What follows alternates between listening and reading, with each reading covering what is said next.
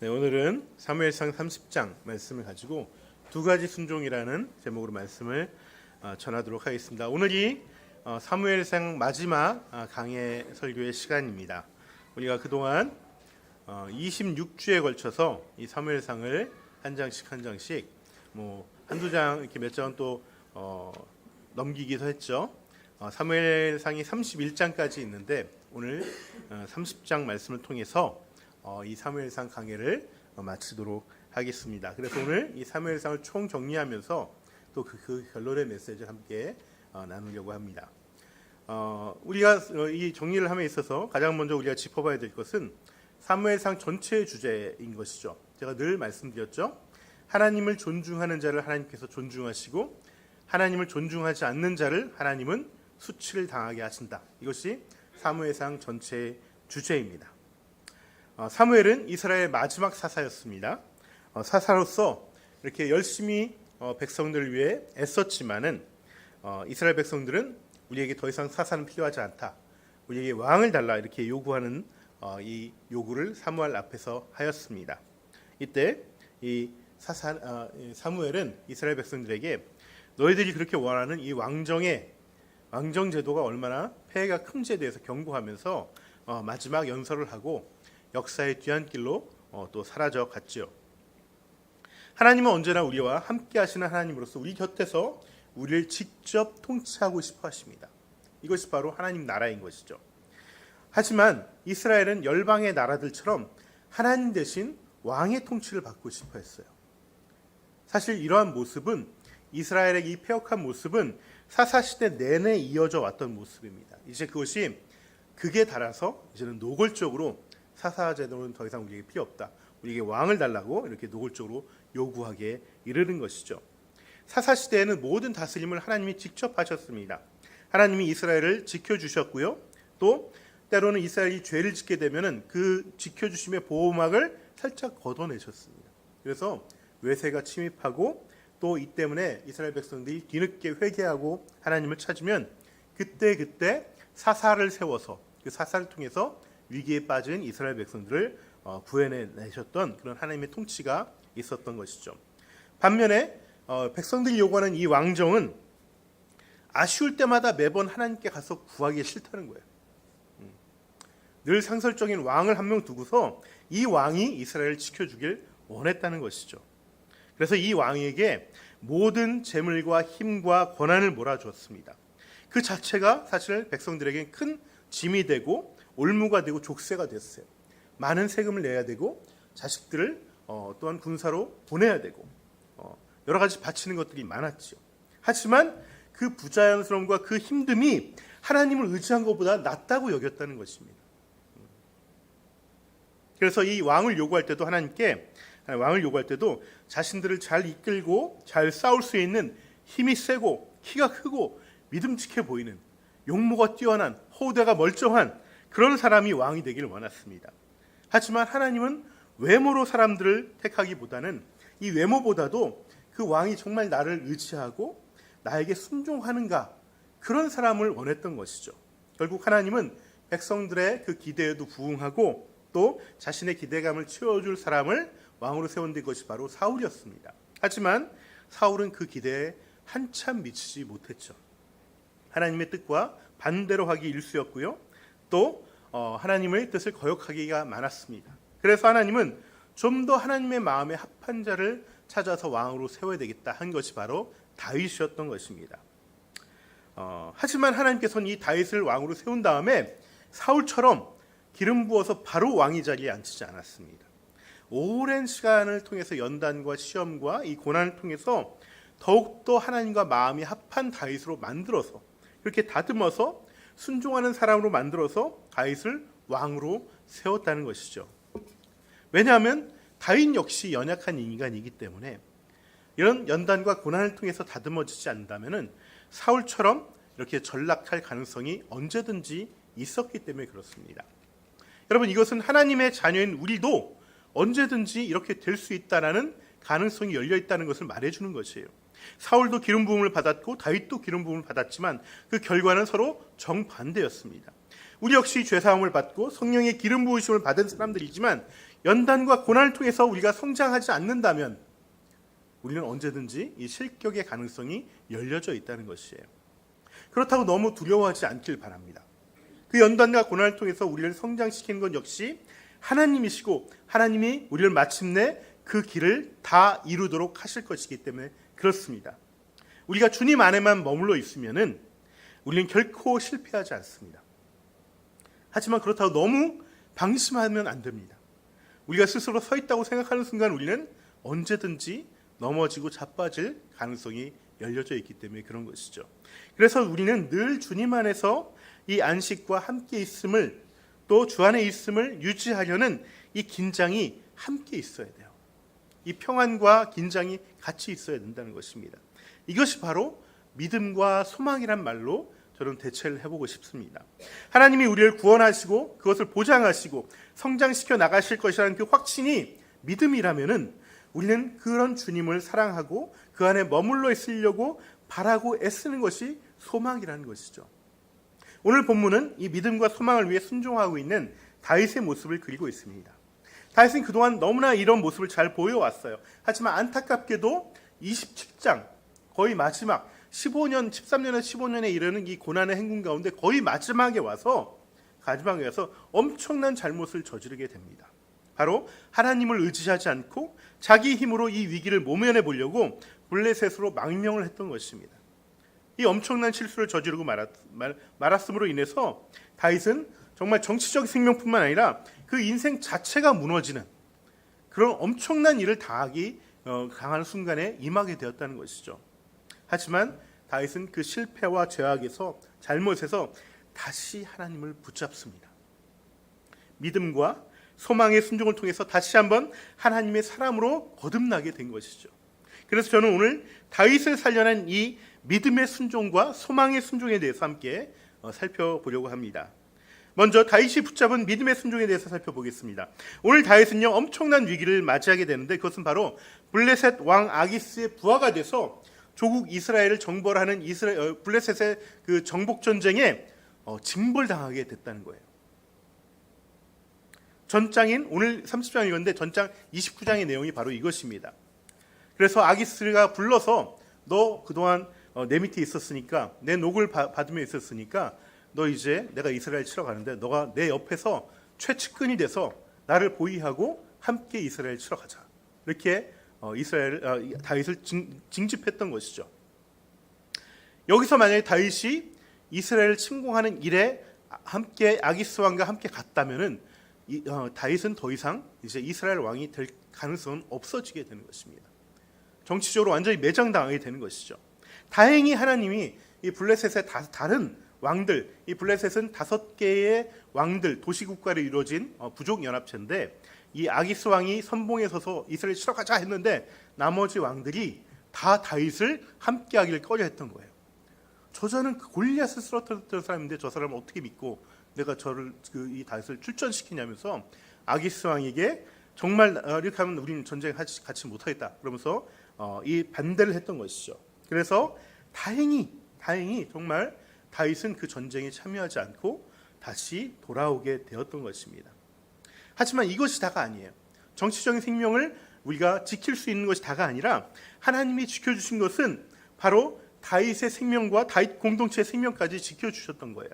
왜냐하면 다윗이 아기스의 왕이 불러서 갔다가 이 3일 만에 다시 돌아왔는데 돌아와서 보니까 아말렉 족속이 그 사이에 이 시글락을 쳐가지고 모든 그 가옥을 다 불사르고 모든 아녀자와 자식들 다 노예로 끌고 가버린 거예요. 네. 만약에 하나님이 아기스 왕의 마음을 돌리지 않았다면 다윗은 조국 이스라엘 배신자로 낙인 찍혔을 뿐만 아니라 그 전쟁에 승리하고 돌아왔어도 자기께 아무것도 없는 상태가 되는 것이죠. 내 자녀들이 다 끌려가 버리고 내 집 터전이 다 없어져 버린 정말 아무것도 남아있지 않는 명분도 실리도 없는 정말 인생 완전히 쫑치게 되는 그런 상황에 처할 뻔한 것입니다. 정말 이 다윗의 입장에서 보면은 이건 정말 아찔한 순간이에요. 만약에 거기서 하루 이틀이라도 더 늦어졌다면 다윗은 완전히 끝나버렸던 것이죠. 잠깐의 위기를 모면하고자 이 블레셋에 망명했던 것이 정말 되돌릴 수 없는 실착이 될 수 있었던 것이었습니다. 하지만 여전히 아직 위기가 다 지난 것은 아닙니다. 이미 시글랏의 다윗 공동체는 다 불타고 또 다 털털 뺏겨버리고 다 끌려가 버린 후였어요. 그리고 그 처참한 광경을 본 다윗의 부하들은 처음에 정말 울 기력이 없을 정도로, 내 아내와 자식들이 다 끌려갔으니까 엄청나게 소리 지르고 지쳐하면서 울다가 그 슬픔이 뭘로 됐냐면 분노로 바뀌었어요. 저 다윗 때문에 우리가 이렇게 됐다. 그래서 이 다윗을 돌로 쳐 죽이자라고 엉성대기 시작한 것입니다. 그때 다윗이 제일 먼저 한 것이 무엇이냐면 바로 하나님을 더욱 의지하였다는 것이에요. 6절 말씀입니다. 한번 같이 읽어보겠습니다. 다윗은 큰 곤경에 빠졌다. 그러나 다윗은 자기가 믿는 하나님을 더욱 굳게 의지하였다 라는 것이죠.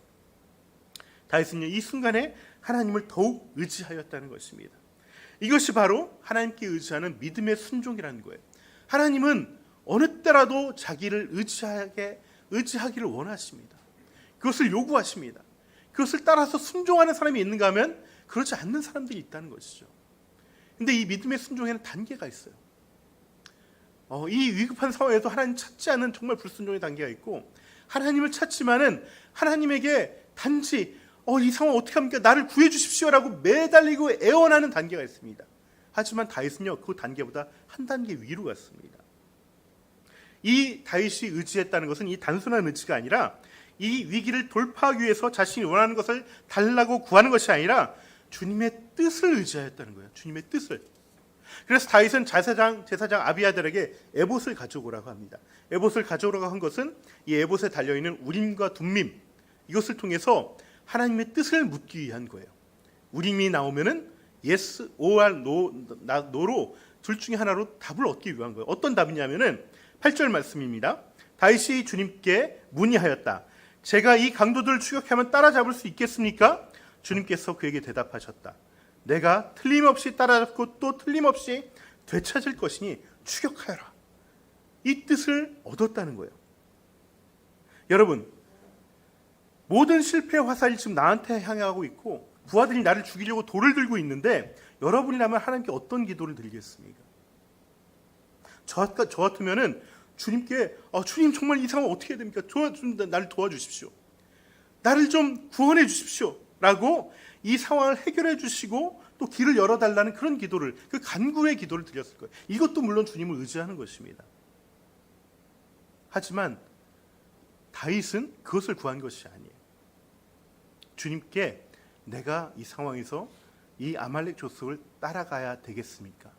아니면은 다른 어떤 길을 준비하고 계십니까를 물어보고 있다는 것이죠. 그 주님의 뜻을 구하고 있다는 것입니다. 여러분, 이 상황은 답이 정해져 있어요. 아들과 자식들과 내 아내가 다 잡혀간 상황입니다. 지금이라도 당장 아무 생각 없이 달려가서 그들을 구해내는 것이 당연한 거예요. 자식 키우는 부모들에게 물어보면 이 상황에서 어떻게 하겠습니까? 생각할 것도 없죠. 100이면 100 다 따라가서 잡아와야 되는 거예요. 구해와야 되는 것입니다. 신앙 있는 부모들에게 물어보면 100이면 100 다 하나님께 정말 이것을 구해달라고 구해야 되는 게 맞는 것입니다. 하지만 다윗은 이렇게 답이 뻔한 상황에서도 하나님께 내가 구하러 가는 것이 맞는지 아닌지를 그 뜻을 물어보고 있다는 거예요. 만약에 아니라고 하면 어떡할 거예요? 다른 길이 있다. 거기에 순종하겠다는 마음으로 이것을 구하고 문의하였다는 것입니다. 여러분, 이게 진짜 하나님을 더욱 의지하는 모습이고 믿음의 순종이라는 것이에요.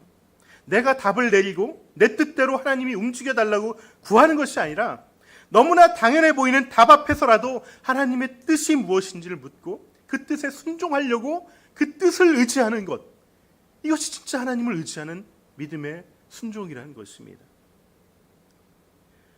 비록 다윗은 얼마 전에 하나님께 묻지 않고 자기 혼자 생각으로 블레셋에 망명하는 그런 크나큰 잘못을 저질렀지만 그는 그 잘못을 통해서 교훈을 얻었던 것이죠. 그래서 이제는 내가 다시는 내 생각을 앞세우지 않겠다. 어떤 경우라도 하나님께 묻고 주님의 뜻을 따르겠다는 그 믿음의 순종의 결단을 하고 실천하였다는 것이에요. 이것이 똑같은 기름 부음을 받았지만 그러면서도 실격해버린 사울과 다윗의 차이점이라는 것입니다. 그리고 그동안의 그 고난과 역경, 자신의 실수를 통해서 배우고 성장하고 자란 사람의 모습인 것이라는 것이죠. 우리도 구원의 은혜를 받았으면 이제 성장의 발걸음을 가야 할 터인데 그것은 바로 이 고난과 역경과 또 시험 가운데서도 또 내 연약함과 잘못과 실수 속에서도 끝까지 나를 지키시고 함께 하신 그 주님께 그 뜻을 물어서 그 주님의 뜻에 순종하는 그 믿음의 순종을 하는 사람으로 거듭나야 된다는 것입니다.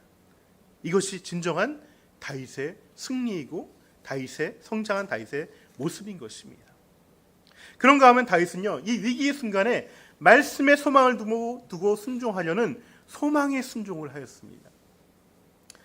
여러분, 다윗은 이제 쫓아가면 잡을 수 있다는 하나님의 뜻을 확인했어요. 그 응답을 듣고 600명의 군사들과 함께 아말렉의 뒤를 쫓아갑니다. 그리고 아말렉이 있는 광야로 달려갑니다. 하지만 문제는요, 뭐냐 하면은 이 아말렉 족속은 일정한 거처가 없다는 거예요. 어디인지 아무도 몰라요. 아무도 몰라요. 시어머니도 몰라요. 며느리도 몰라요. 늘 광야 어딘가를 돌아다니면서 떠돌아다니는 이런 족속이기 때문에 찾기가 정말 힘들다는 거예요. 사실 우리도 그럴 때가 많죠. 다시 일어서는 하나님의 응답을 듣고 일어섰지만 그 다음에 내가 뭘 해야 되지? 나 어디로 가야 되지? 막막할 때가 너무나 많다는 것이죠. 예배 가운데, 기도 가운데 하나님이 힘을 주시고 일어서라, 두드리라, 움직이라, 행동하라는 이 감동을 받았지만 세상 가운데 나오면은 난 도대체 뭘 해야 될까? 여기서 내가 뭘 해야 되는 거지? 막막할 때가 너무나 많다는 것이죠. 이미 아말렉은 공격을 끝내고 다 빼앗고 유유히 사라진 지 오래입니다. 광야의 돌산의 그 계곡들을 정말 그 구비구비를 다 찾는 것은 정말 불가능합니다. 또 심지어 골짜기 어느 동굴 속으로 숨어버리면은 아무도 찾을 수가 없어요. 다윗도 엔게디 광야에서 사울을 피할 때 동굴에 숨어 있을 때 사울이 거기에 광야에 있는 다윗이 있는 줄도 모르고 들어가서 용변을 볼 정도로 코앞에 있어도 찾지 못하는 곳이 광야예요. 이렇게 막막해하고 있을 때 우연히 이집트 한 소년 한 사람을 만나게 됩니다. 그 사람은 3일 동안 먹지도 못하고 병이 들어서 죽어가고 있었어요. 그래서 다윗은 이 죽어가는 그 사람에게 먹을 것을 주고 보살피게 됩니다. 그런데 의외로 이 사람으로부터 아말렉의 정보를 얻게 되는 것이죠. 이 이집트 사람은 아말렉의 노예로 있다가 병이 들자 쓸모없어져서 버림받은 사람이었기 때문에 최근 어디로 갔는지, 어디로 갈 것인지를 알고 있었던 것입니다. 그래서 이 이집트 노예 덕분에 다윗은 아말렉이 간 곳을 알게 됐고 쫓아가서 이 아말렉을 치고 모든 가족을 구하고 빼앗긴 모든 것을 다시 다 찾게 된 것이죠. 정말 한마디로 화가 복이 되는, 위기가 기회가 되는 그런 놀라운 반전의 역사가 일어난 것입니다. 여러분, 이렇게 화가 복이 되고 이 위기가 기회가 될 수 있었던 것은 다급한 상황 속에서도 말씀에 순종하고 말씀에 소망을 두고 살았던 그 다윗의 태도와 습관이 있었기 때문에 그런 것입니다. 여러분, 신명기 말씀을 보시면은 하나님은 늘 이스라엘에게 너희 중에 고아와 과부와 나그네를 돌보라고 말씀하셨습니다. 왜냐? 특히 나그네를 강조하셨는데 나그네라는 것은 이방인을 얘기하는 것이고 힘없는 자를 얘기하는 것입니다. 왜냐? 너희들이 이집트에서 나그네 되었던 것을 내가 구해줬기 때문에 너도 이 나그네들을 보면은 돌봐야 된다라고 얘기했던 것이죠. 다윗은 이 신명기 말씀, 이 구약의 율법을 어떠한 상황 속에서도 지키려고 하였고 순종하였던 것이죠. 반면에 우리는 어떻습니까? 우리는 난 뭘 해야 되지? 나는 어떤 사람이 되어야 되지? 내 진로는 뭐지? 이런 것들을 찾으면서 정작 하나님이 나에게 하라고 명령하신 말씀은 내 마음에 두지 않을 때가 많다는 것입니다. 특히 우리 청소년 여러분, 청년 여러분,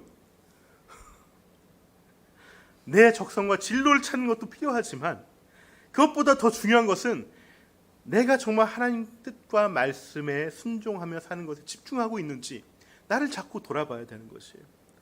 여러분, 성경에서 하나님에게 귀하게 쓰임받은 인생들은 다 하나같이 내가 뭘 해야 되는지 무엇을 내가 해야지 잘할 수 있는지 여기에 집중했던 사람들이 아닙니다.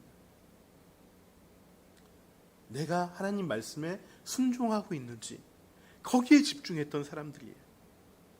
그렇게 순종의 발걸음을 옮기다 보면 내일 일은 나는 모르지만 내가 오늘 하루하루 이 순종의 발걸음을 가다 보면 내 인생 자체가 내가 계획하고 내가 가려는 방향이 있다 해도 하나님께서는 그 발걸음을 옮기셔서 내가 생각지도 못한 그 귀한 인생을 살아가게 인도하신다는 것입니다.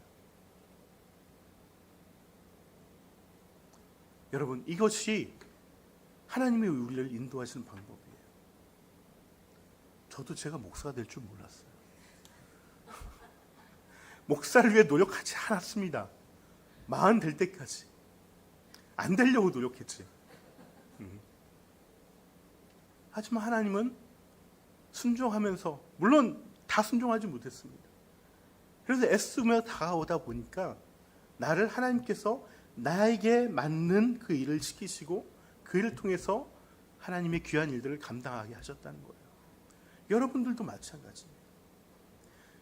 특히 젊을수록 내 인생이 어떻게 펼쳐질지 몰라요. 나이 40 중반 될 때까지 내 인생 어떻게 펼쳐질지 장담하지 마십시오. 내가 50 지금 내신데도 아직 장담하지 않습니다. 하나님이 어떻게 인도하실지 몰라요. 순종하는 자에게 하나님은 정말 귀한 곳으로 그 인생을 풀어 가신다는 것이에요. 게다가 지금 다윗은요, 지금 누굴 도울 수 있는 처지가 아니에요. 형편이 돼서 도운 것이 아닙니다. 이미 모든 것을 아말렉으로 다 뺏긴 후였습니다. 또 600명 중에 200명은 정말 다 탈진하고 기진해서 지금 부솔 시냇가에 거의 남겨져 있어요. 먹을 것도 없어요. 정말 비상식량을 얼마 있는 거를 지금 이집트 소년에게 준 것입니다. 한마디로 뭐 먹을 식재료가 없어서 취사병이 할 일이 없는 상태예요. 준혁이는 그런 거 좋아하실 수도 있겠지만 지금 그런 상태라는 것입니다. 물질적으로 누굴 도울 처지도 아니었고 심정적으로도 누굴 도울 그 상황이 아니에요. 당장 내 아내와 내 자식들이 다 끌려갔는데 어떻게 될지 모르는데 거기서 지금 한가하게 지나가다가 그 누워있는 사람을 돌볼 마음의 여유가 있겠습니까? 이건 정말 어려운 순종이에요. 어려운 순종. 우리가 그냥 시험 때문에 저 오늘 예배 드리기 힘들어요. 나 오늘 급한 약속이 있어서 예배 못 드리고, 이 정도 수준이 아니에요. 정말 내 자식, 내 가정이 정말 생사를 모르는 상황 속에서 이 말씀의 순종을 하였다는 것이죠. 이렇게 할 수 있었던 이유는 그가 자신이 쓴 시편처럼 늘 주님의 말씀과 율법을 주야로 묵상했던 사람이기 때문에 그런 것입니다. 늘 말씀에 소망을 두고 말씀을 기준 삼아서 내가 어떻게 살아가야 되는지를 늘 고민했던 사람이기 때문에 그 막상 그 궁색한 처지에 왔었어도 이방인 나그네를 도우라는 그 말씀을 순종할 수 있었던 것입니다. 다윗은요, 평상시에도 이 말씀을 순종하며 살았어요. 그가 사울에게 쫓겨났던 초창기에도 이 아둘람 굴에서 그가 맞아들었던 사람들이 이 삶에서 쫓겨나고 정말 방황하는 사람들을 맞아주고 그를 보살펴주고 그 아둘람 공동체를 이루었던 것이 다윗 왕국의 기초가 되었던 것이죠. 또 사울의 레이다에 걸릴 걸 알면서도 위기에 처한 사람들 위해서 나섰던 사람이었습니다. 한마디로 말씀에서 말하는 이 사랑을 실천하고 늘 순종했던 사람이었는 것이죠. 이 말씀에 대한 자세가 오늘 교동문에서 119편을 읽었는데 여기에도 잘 나타나 있습니다. 다시 한번 보여주시겠어요? 주의 법이 나의 즐거움이 되지 아니하였다면 내가 내 고난 중에 멸망하였으리다. 내가 주님의 말씀을 내가 정말 즐거워하지 않았으면 나는 이미 죽은 목숨이었던 것이죠. 내가 주의 법도를 영원히 잊지 아니하노니 주께서 이것들 때문에 나를 살게 하심이니. 내가 생존할 수 있었던 비결은 말씀대로 살았기 때문이라는 거예요. 또 49절에도 이렇게 얘기합니다. 주의 종에게 하신 말씀을 기억하소서. 주께서 내게 소망을 가지게 하셨습니다. 그 말씀이 나에게 소망이 되었다는 거예요. 삶의 소망, 살아남을 수 있는 소망이 되었다는 것이죠. 이 말씀은 나의 고난 중의 위로라. 주의 말씀이 나를 살렸기 때문입니다. 여러분, 말씀 때문에 내가 살았던 기억이 있는 사람은 말씀에 소망을 둘 수밖에 없어요. 내가 정말 베리베리한 인생을 살다가도 이 말씀 지킨 것 때문에 내가 복이 되었고, 내가 살아났고, 내가 오늘날 이 자리까지 왔다는 것을 경험한 사람은 이 말씀을 정말 소중하게 여기고 말씀에 소망을 두고 말씀 때문에 살아갈 수 있었다라고 고백할 수 있는 것이죠. 이것이 바로 다윗의 모습입니다. 말씀에 소망을 둔 사람의 모습, 말씀에 순종하는 그 소망에 순종을 하는 사람의 모습이라는 것입니다. 저는 우리 교회 성도분들이 정말 이런 모습을 살려고 애쓰는 모습들을 볼 때마다 너무나 감사하고 너무나 박수를 쳐주고 싶어요. 정말 너미 집 가서 청소도 해주시고 정말 양육하는 또 지체를 위해서 아기를 봐주시고 또 음식으로 섬기고 이런 모습들이 다 너무나 귀한 말씀에 순종하는 모습입니다. 내가 뭘 해야 될지 모르더라도 이 말씀에 하루하루 순종하다 보면 하나님께서 여러분들의 발걸음을 움직이시고 또한 주님의 뜻하시고 계획하신 그 크고 놀라운 일들을 여러분들에게 펼쳐주신다는 것입니다. 이것이 바로 정말 말씀에 소망을 두고 그 소망에 순종하는 사람들의 복이고 그 형통의 길이라는 것입니다. 우리가 이런 복의 길을 걸어가기를 저와 여러분이 되면 좋겠습니다. 이제 말씀의 결론을 맺겠습니다. 결국 하나님을 존중했던 다윗은요, 블레셋으로의 망명이라는 엄청난 잘못에도 불구하고 그 위기를 기회로 바꾸고 화를 복으로 바꾸는 축복을 받았습니다. 그러나 하나님을 존중하지 않았던 사울은 왕으로서의 모든 지위와 권력과 자기 목숨마저 잃어버리게 되는 그런 종말을 맞게 되었죠. 31장 아주 짧게 나옵니다. 사울이 어떻게 죽었는지. 처참하게 비참하게 마지막을 장식하고 말았습니다. 게다가 다윗은요, 이 우여곡절 속에 유다의 왕이라는 새로운 길이 열려지게 됩니다. 기름 부음 받았던 이 이스라엘 전체의 왕이라는 그 약속의 절반이 성취된 것이죠. 사무엘 하는 이 나머지 절반을 이루는 과정을 그리는 책입니다. 이렇게 된 것은 이 화가 복이 된 후에도 여전히 하나님의 말씀에 순종하는 헌신을 보였기 때문에 그런 것이에요. 아말렉에서 승리한 다윗은 다윗에게는요 또 다른 위기가 찾아옵니다. 어떤 위기냐면 이 승리의 전리품을 가지고 서로 내분이 일어나는 거예요. 왜냐하면은 기신맥신에서 함께 이 아말렉을 쫓으러 가지 못했던 200명을 두고서 나머지 300명이 이 사람들에게 우리가 찾은 거 주지 말자 이렇게 얘기한 것이죠. 이게 어떻게 보면 맞는 말이죠. 당연한 말입니다. 노력하지 않는 사람들에게 혜택을 주지 말자는 것은 부당한 것이 아니죠. 하지만 이것은 어디까지나 세상의 논리입니다. 다윗은 이 승리 하나님이 주셨으니까 이것 같이 나누자라고 얘기를 합니다. 그리고 200명에게도 똑같은 은혜를 베풀고 승리의 은혜를 나누게 하십니다. 그리고 그것을 만족한 게 아니라 이 법칙을 자기가 세울 나라의 하나의 원칙으로 세웠어요. 원칙으로. 통치의 원리로 세웠던 것이죠. 그래서 이스라엘의 율례와 규례로 삼아서 오늘날까지 이르게 됐다라고 성경 25절에 말씀하고 있습니다. 하나님이 다스리는 나라는 세상의 논리대로 살아가는 열방들과는 달라야 됩니다.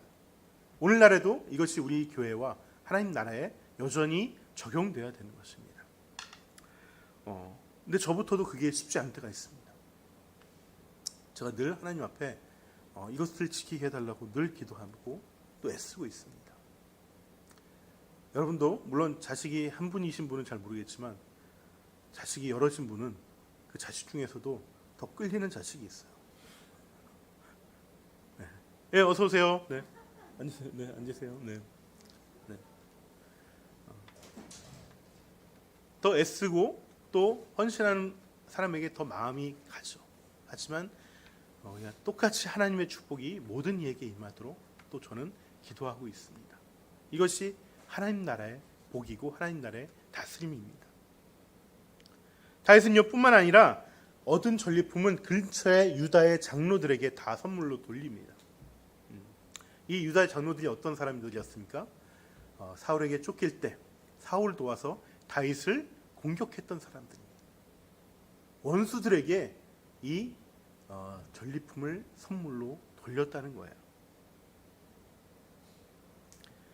왕으로서 모든 이들을 사랑하는 마음을 보였다는 것이죠. 결국 이 일 때문에 유다 지역의 장로들의 마음을 얻게 되고 사울이 블레셋과의 전쟁에서 죽게 되자 유다의 장로들은 다윗을 자기의 왕으로 추대하게 됩니다. 결국 하나님의 언약이 이루어지는 계기가 된 것이죠. 하나님은 자신의 언약을 이루려고 애쓰시지만 거기에 우리도 함께 그 애씀에 힘을 더하기를 원하십니다. 무엇으로요? 사랑의 헌신으로, 소망의 그 순종으로 그 언약을 이루는데 우리가 애쓰기를 원하신다는 겁니다. 여러분도 이 다윗처럼 순종을 통해서 정말 성장해 가는, 그래서 하나님의 축복을 받는 자들이 되면 좋겠습니다. 여러분, 축복을 구하기보다 내가 하나님의 뜻을 구하고 그 뜻에 순종해서 축복받을 만한 그릇으로 내가 자라나길 소망하는 저와 여러분이 되길 주님으로 축원합니다. 우리 함께 주님 말씀하시면 같이 찬양하시고 또 결단의 기도와 또 예배를 축도로 예배를 마치도록 하겠습니다.